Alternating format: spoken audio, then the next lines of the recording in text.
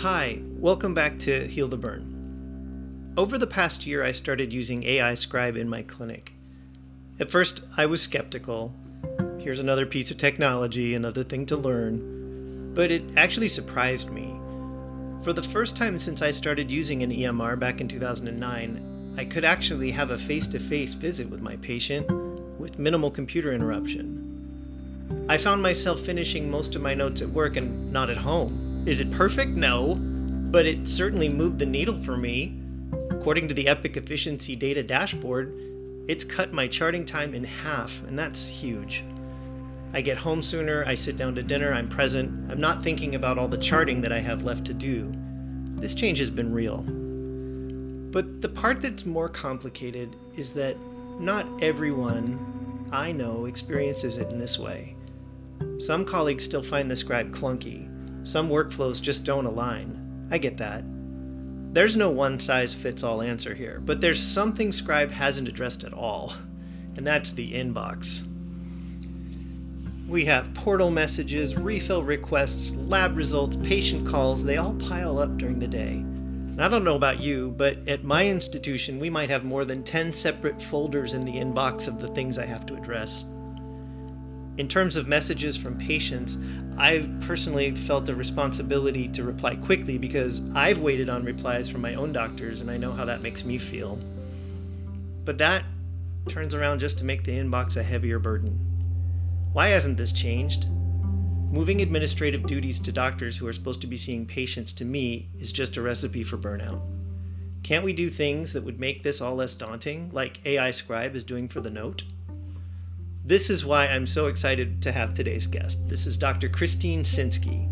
She's an internist, a visionary leader, and architect of physician well-being. Recently retired as the longtime Vice President of Professional Satisfaction at the AMA and co-creator of the Quadruple Aim in Healthcare, she led transformative research like the In Search of Joy in Practice study, launched the Joy in Medicine program, and designed dozens of practical, physician-written toolkits for system redesign. She's elevated burnout from whispered anxiety to systemic action. Her work spans from rigorous research to tangible change, showing how systems can be redesigned so medicine is sustainable, meaningful, and humane. Chris, thank you for joining me today. Steve, it is my pleasure to be with you today. To start, could you tell me a little bit about what brought you to a practice of medicine in the first place? Yes, I'm happy to, and I will confess that it wasn't anything terribly high-minded. I was a science major. I didn't know what one did after graduation. I saw that a lot of my fellow science majors were going into medical school, and when I learned that you became a doctor when you finished medical school and then you had a job, that sounded pretty good to me. So that is how I ended up becoming a physician. And I am so fortunate that that was the place that I ended up. I can't think of more meaningful work than the work you and I and our colleagues are able to do. Can you remember a time, like early in your career, when you really had a moment that shaped how you saw your role as a physician? One that stands out for me is in our practice in Dubuque, we cared for a lot of women who were part of religious communities. Dubuque happens to be the home of 5 or 6 mother houses for national and international orders of nuns. And so many of my patients were nuns, obviously not all of them. And one nun invited me at Christmas time to a celebration at the convent. And so we went to the convent. At that point, she was in her room. It was a very small, austere room. Think of a dorm room, only even smaller. And we were visiting her. She was bedridden at the time. And my husband looked at her bulletin board and said, "Hey, there's your picture." And she had pictures of herself from when she was an infant to childhood to young adulthood, all through her life. And at the very end, she had a picture of me. Oh. And she said, "That's because you are to guide me into my next life." Oh my God. That was just one of many encounters with patients that helped me realize the meaning of our work And again, helped me realize that our work is so chock full of meaning, yet I also found myself very often just like in a hurry to get to the hospital, in a hurry to get to the clinic, trying to get through the tasks of the day, and maybe not always pausing to recognize the opportunity we had to be impactful in some of our patients' lives. I love that story. What a moment that must have been. I can't even imagine. And to think how impactful that's been, through your career. That's really special. Thank you for sharing. Do you recall how you became interested in physician well-being? So I think for myself, I can remember exactly where I was standing, facing a pile of charts from the day. That was in the time that we had paper charts. Mm-hmm. And I had to dictate. And of course, I didn't recognize what a pleasure it was to be able to dictate, but I had to dictate those notes. And I was looking out at the fall scene, the Mississippi River in the distance there. And I said, if I'm going to stay in this profession, I have to learn to do things differently. I think I'd been a physician about 7 years in practice. And so I just thought through, what is it that I want? And what is it that I think my patients want? And what am I doing? And what I realized that what I thought my patients wanted and needed was what I thought I wanted and needed by and large. But it wasn't what I was spending my days doing. And so I just used that as a guide to try to redesign the workflow, the task distribution, the way we approached organizing our care. In my practice, even though we were a large multi-specialty clinic, each physician had a tremendous amount of autonomy over their individual practice and how that practice was organized and run. And so over years, my husband and I got rid of a lot of the sludge, we improved workflows, and all of that made my work life more manageable, more enjoyable. And I recognized that I was actually pausing to be with my patients more because there was a little bit more breathing room in every patient encounter and in the day as it unfolded. And so I came to the idea of well-being through practice efficiency. And that's really where my heart is, that I see practice efficiency as a means of improving well-being and improving professional fulfillment. Mm-hmm. That's great. How did you get involved with the AMA from clinical practice in Iowa? Sure. At a certain point, after I'd been in practice maybe 15 years, I decided we should try to attend different meetings than the kind we had been attending. And so I started to attend the Society of General Internal Medicine meetings. That's an academic organization. And through that, I got involved with a patient-centered medical home.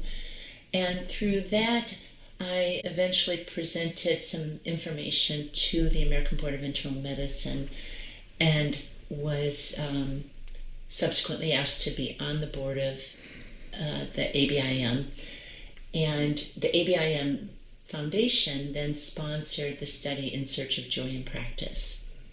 And that's the study where we visited 23 high-functioning practices to try to find out what were some of the commonalities, what was some of the secret sauce that made those high-functioning practices. And then someone who was doing work at the AMA asked me to present that to a new group at the AMA who was just then starting to work on professional fulfillment. I really love what you've said in your work, that burnout isn't a symptom of a broken doctor. It's a symptom of a broken system. Can you expand a bit on what that means to you? Sure. So when I think about what causes occupational distress, what causes burnout, it's my observation that about 80% of burnout is driven by systems factors, and only about 20% is driven by individual factors. Wow. And so I think it's so important that we focus on fixing the workplace rather than focusing on fixing the worker. Because as you said, I don't think it's the worker who's broken. I think it's the workplace, and that burnout in the main is the end result of health system dysfunction and not the end result of weak or non-resilient individuals. In fact, we know, I mean, from studies that we've done, that physicians are among the most resilient individuals on the planet. And even among the most resilient physicians, 35% experience burnout.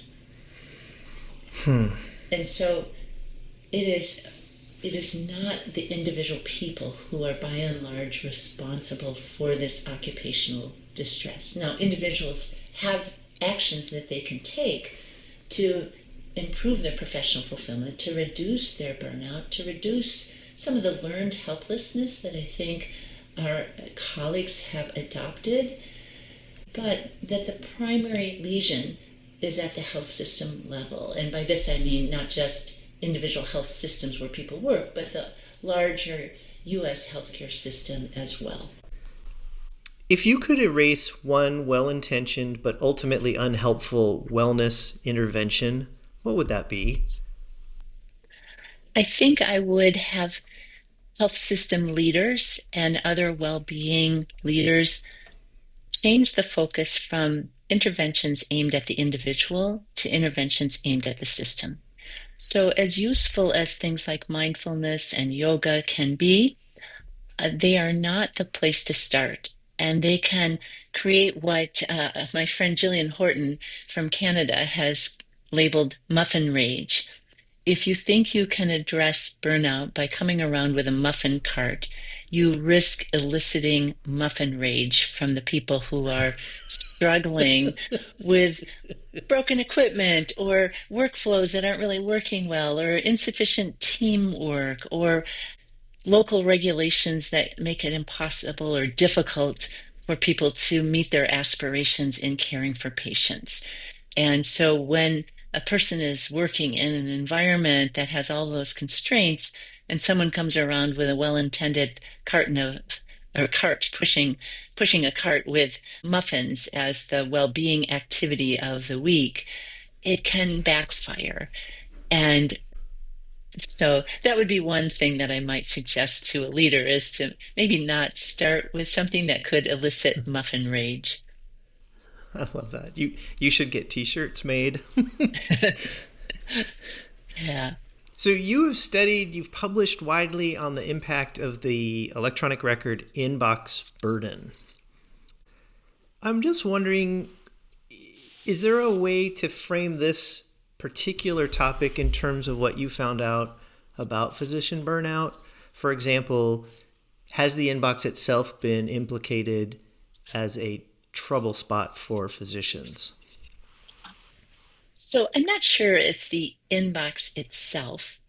It's the fact that it's a second unpaid job that physicians have been asked to adopt. And it's added several hours of work to many physicians' workday without there being made room for that work. And so it's been added to the interstitial time, this non-existent time where physicians are just to get it done between other tasks.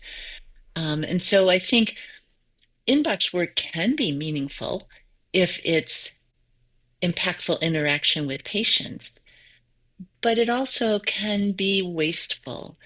And I recommend that people go upstream and eliminate all the incoming inbox messages that don't need a physician level of engagement. So many messages that come into the inbox are redundant messages, or they're system messages, or they're the fourth admission discharge transfer notification for an individual patient's admission. Or you can go upstream and eliminate a lot of the requests for prescription renewal by taking a systematic approach to how one manages a patient's prescriptions. If you renew all the patient's prescriptions all at the same time, all for the maximum duration, you can markedly decrease the number of requests for prescription reauthorization that end up in your inbox. And if you do all those prescription reauthorizations when you're face to face with a patient, you should, for most of them, never have to touch them again for a full year. Mm. If you do 90 days plus 4 refills for all the stable chronic medications. But unfortunately, I think the way many clinics are established and what physicians learn is just to do it for a random number and do the lisinopril 1 week when it comes in, and 2 weeks later, the request for atorvastatin comes in, and then a few weeks later, propranolol comes in, and then a few weeks later, fluoxetine comes in. And so you have all these disconnected pieces of work. You never see the whole picture, and you touch the same patient over and over again in an unnecessary way. So that's what I would call sludge. And there's so much sludge in the way healthcare is organized right now, including in the way the inbox is used. And so my guess is that probably 50 to 75% of the inbox work can either be eliminated altogether or redirected to more appropriate people. That's a big statistic. I think about it in terms of being in the front line of primary care and maybe not having a good handle of what upstream even looks like Yes. from my perspective. And I'm just, would you be able to say a little bit more about where the responsibility for those kinds of things lie? And do I have any power in that situation? Right, right. I think some of those upstream interventions can happen at the individual physician practice.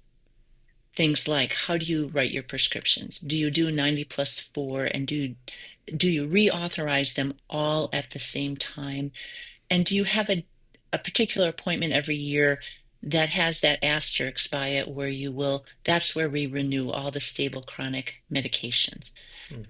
And my advice is to not ask people, do they need prescription renewals? That is a surefire way to add to your work. It is simply to have a system where once a year, those prescriptions for that patient will be renewed by your system's approach. So that's one upstream way, is how one handles the prescriptions. Another upstream approach is how you handle your lab work. Do you do your lab ahead of the visit? And so a week or so before the visit, do you have all the lab work for chronic illness care and prevention, all that lab work that's predictable, ordered ahead of time, done ahead of time? Then you only need to look at those results once, and that's face to face with the patient and in the context of their whole care.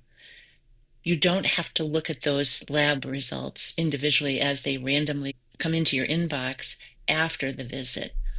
And so you can do that just-in-time information processing for those results. And then that reduces the amount of work of the inbox.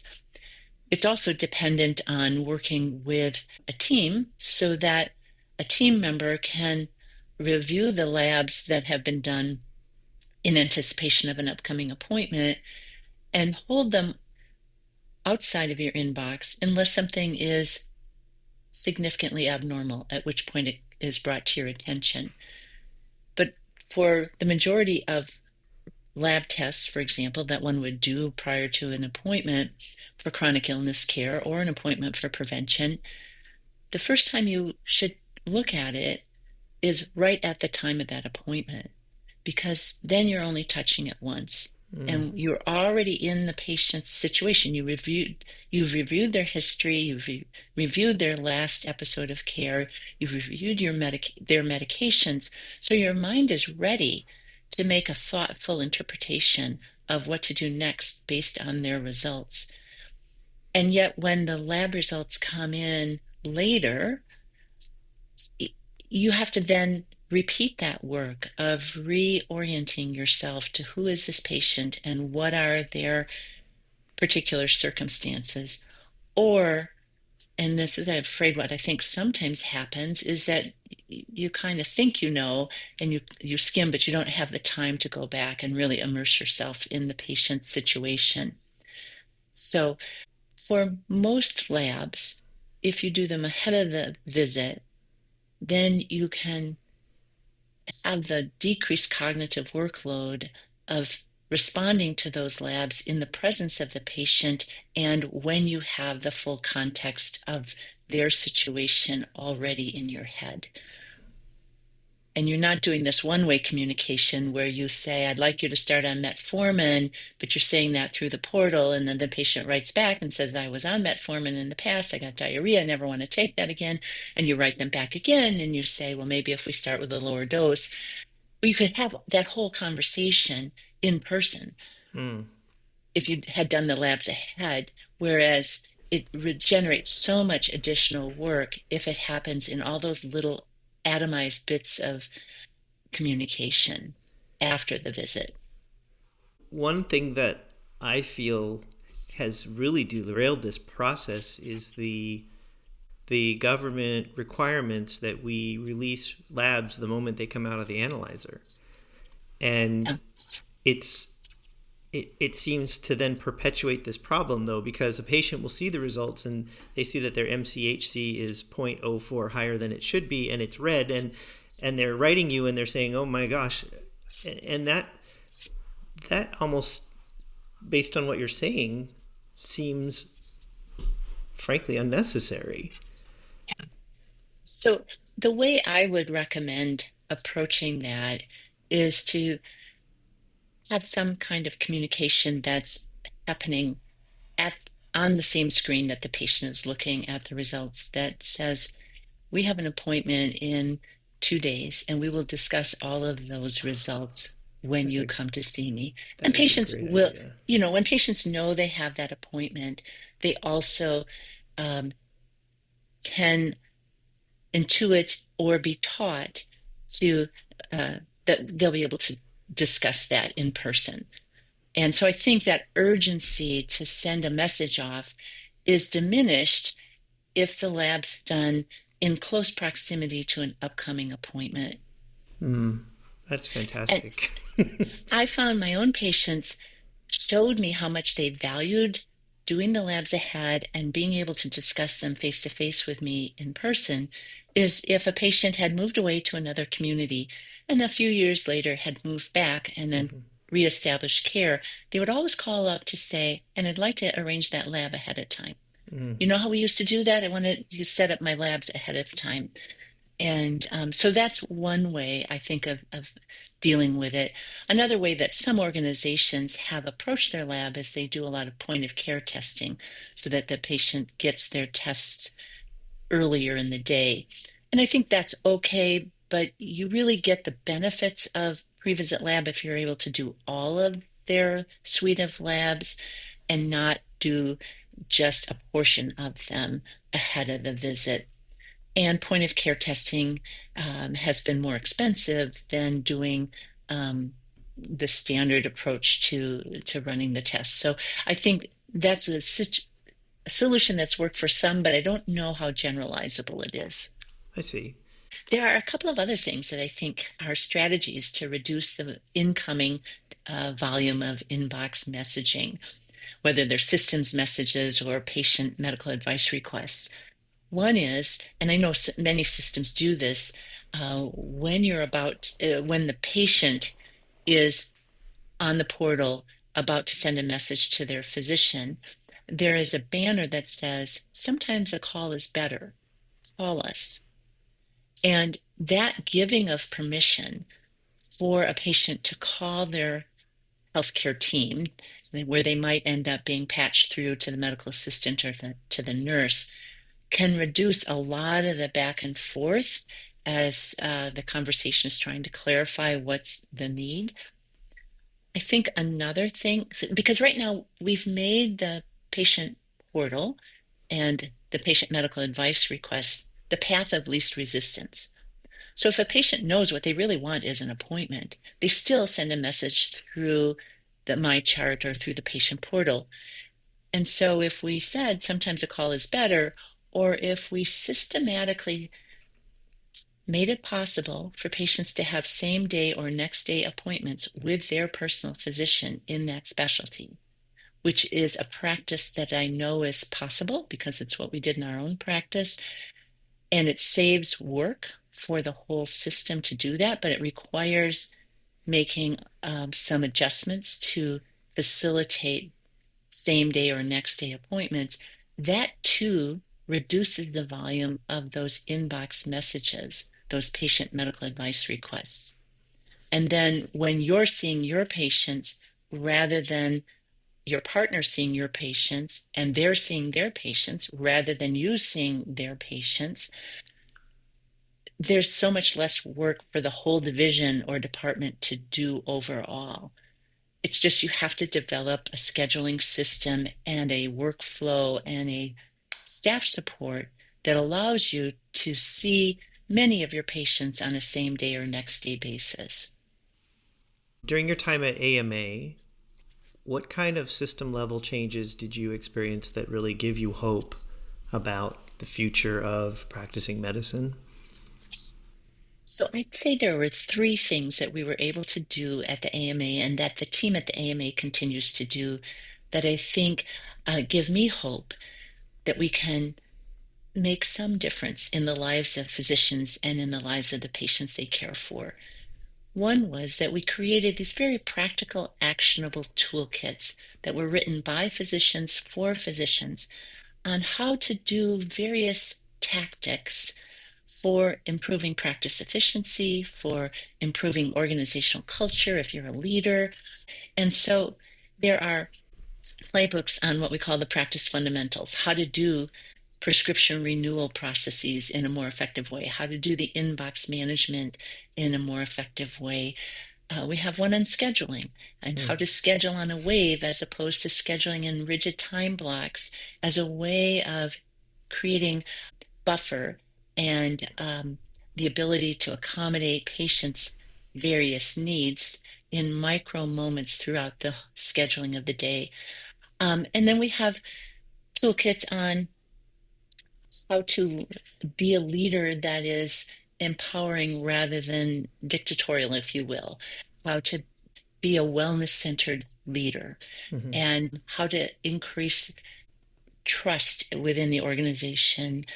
We have toolkits on maximizing the amount of vacation time that physicians take and the reasons that that's important. So those toolkits are one thing. The second thing is we have an assessment tool that we have made available to health systems at no cost that helps the organization assess how are they doing in terms of practice efficiency, organizational culture.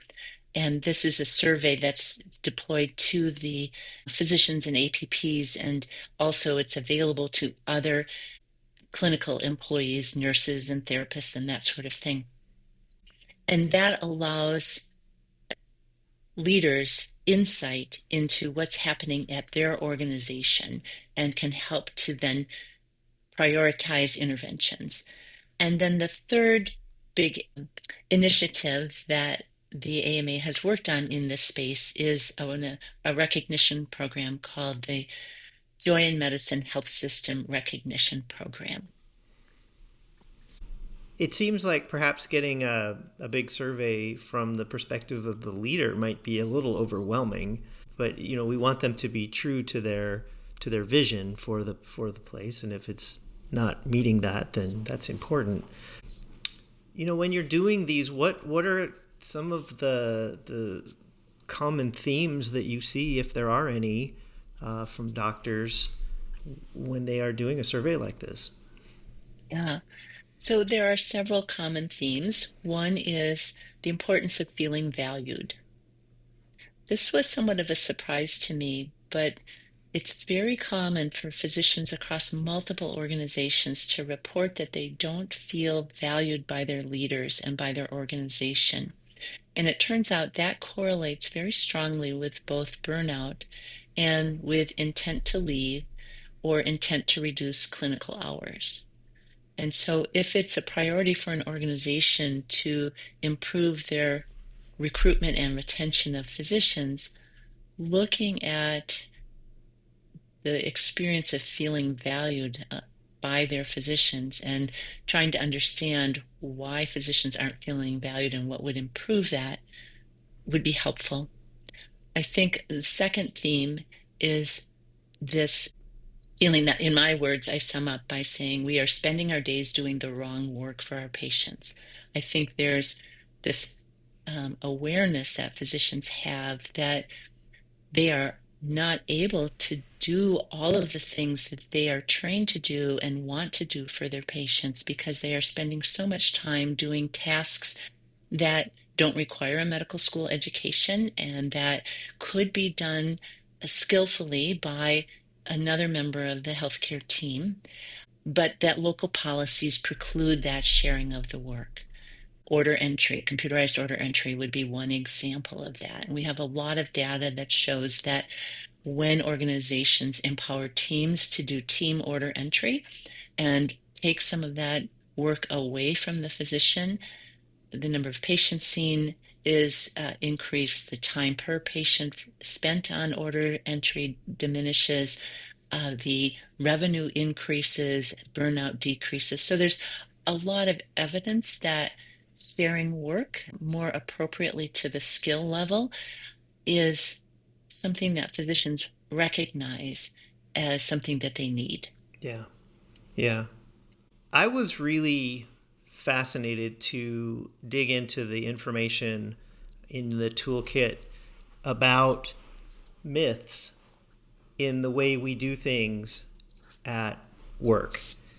And a couple of them come to mind. Like, for example, MA came and brought me a 7-page thing and told me I had to put my initials at the bottom of every page. And I said, why would I do that? And she says, well, Medicare requires it. Yeah. And I just thought about the number of times that we do things that are kind of silly because we've always done them or somebody Yes. thought that we should. Can you address how that kind of plays into this whole conversation? Yes, yes. So, in fact, I think a lot of the sludge, a lot of the extra work that physicians and other clinicians are doing is the result of some of these myths. Someone has heard someplace that something is prohibited or that something should be done. And in my own practice, I had plenty of that myself, and it was hard to get to the bottom of it. Like, well, who says that? And where is that in writing? Oh, well, no, no, that's just the way it is. And so when I got to the AMA, one of the things that a number of us worked together on was to create a debunking regulatory myths initiative. And there are currently 29 myths that are debunked on the AMA's webpage. And so you can go to any one of those and then you can click on it and there's the myth is identified, then the actual situation is clarified, and then the place in the Medicare rules or the Joint Commission standards or wherever the authority is felt to be for this, the language of those documents is presented, and then one can download it as a PDF and use it in a conversation with a compliance officer, with an operational leader, with whomever it is who may be thinking that you really do have to sign every single one of those pages rather than just signing the last page.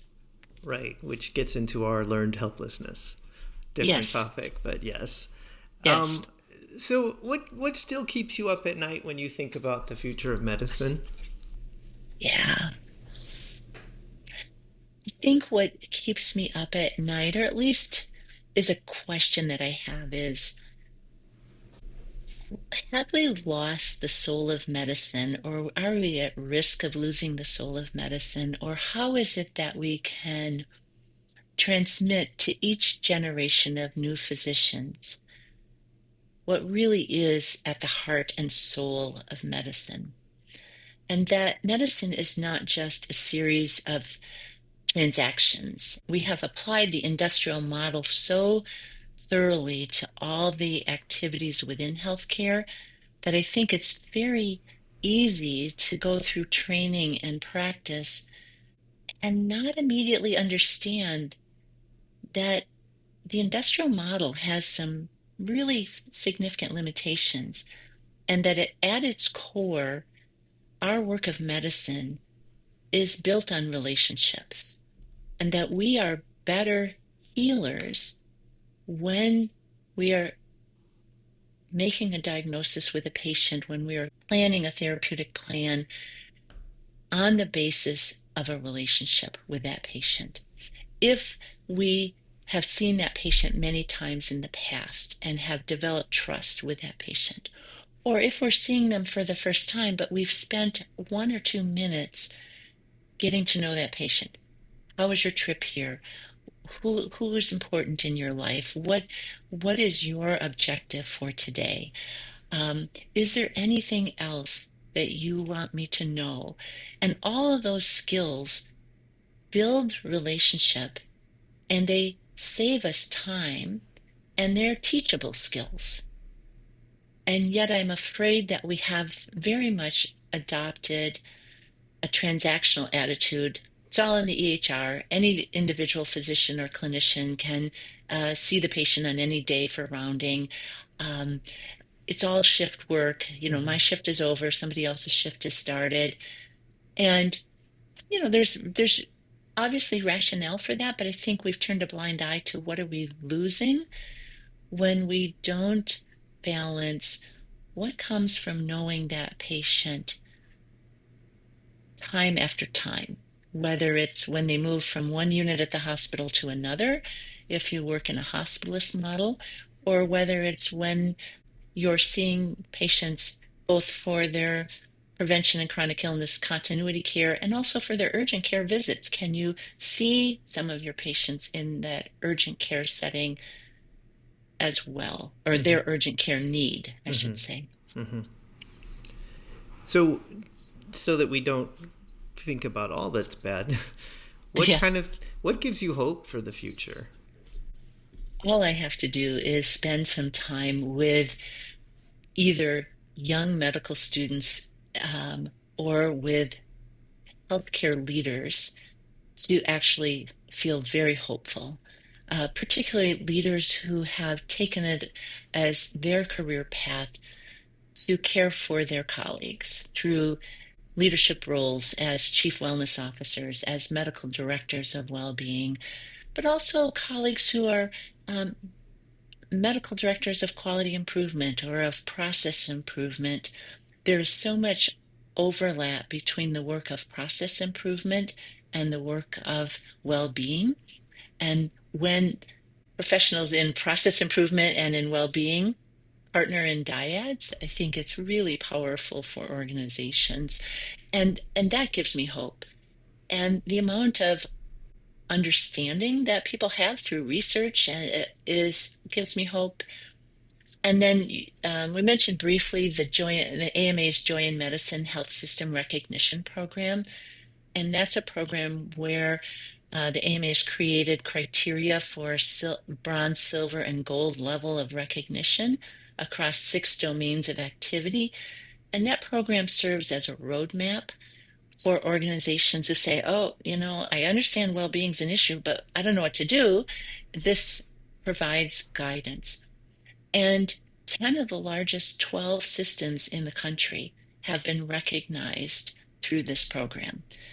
And so that gives me hope that addressing the well-being of the workforce has become part of the strategic plan for many large health systems. It's not just an add-on, but it is felt to be part of the actual strategic plan of the organization. And that leaders are understanding that the way we will reach our other goals, our financial goals, our patient outcome goals, our safety and quality goals, our patient recommendation kinds of goals, the way we'll do that is by also paying attention to the well-being of the workforce. I love hearing that from you. So if there's somebody listening to this podcast, they're feeling burned out or disillusioned, is there one thing that you would want them to know? Is if you're experiencing burnout, it's useful to consider it as an occupational distress reaction as opposed to a personal flaw. Because I think as physicians, we are so used to compensating for chaos around us, and we're so used to stepping up to the hard undergraduate work, the difficult medical school, the difficult residency, that we sort of see that it's on us to Iron Man up to the situation. And what I'd want to say is, actually, if you're feeling distress, it is primarily because of the system in which you're working. And then I would say, can you look for areas where you do have some level of autonomy and control, where you can increase the efficiency of the work that you're doing, where you can work with others, where you can work with your unit level leaders to help solve one of their problems by also improving the work environment for yourself. And I think that there's just a limitless number of things that can be done. And so rather than giving into cynicism, I would be looking for opportunities to link arms with others to help improve the work environment. Chris, thank you so much for the conversation. There's so much to dig into here, and I think the work you did has been eye-opening for me, and it's been great to get to know you. Steve, thank you for the opportunity to get to know you and to have this conversation together. And one of the things that gives me hope is that this passing of the baton on to you and to others, and I feel like it's in good hands. What I'm taking away from this conversation is confirmation that burnout isn't about us. It's not about fixing doctors. It's about the system around us. It may not be the institution you work in as much as the entire healthcare system. I do think that's a bigger topic, but reframing it in this way gives me a little bit of hope. Using tools like AI Scribe has made a huge difference for me. Clearly it doesn't solve everything, nor is it for everyone. But the inbox and the creeping shift of administrative work to the doctors, this is where we need system-level solutions. Hearing Dr. Sinsky talk about her journey reminds me that change doesn't come overnight, but it does come when people like her keep pushing, keep insisting that medicine can be redesigned for joy. If you found this episode helpful, please share it with a colleague. Thank you for joining me today. This is Dr. Steven Sears, and you've been listening to Heal the Burn.